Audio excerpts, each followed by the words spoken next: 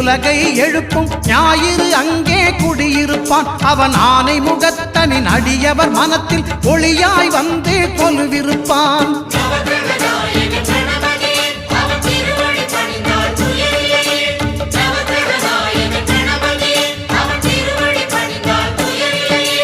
ஒன்பது கோளும் ஒன்றாய் காண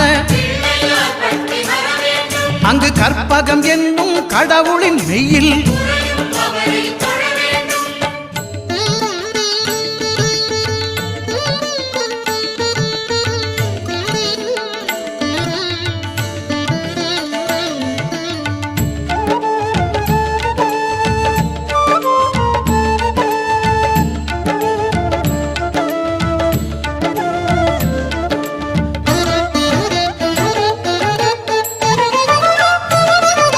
திங்கள் பகவான் திருமுகம் காண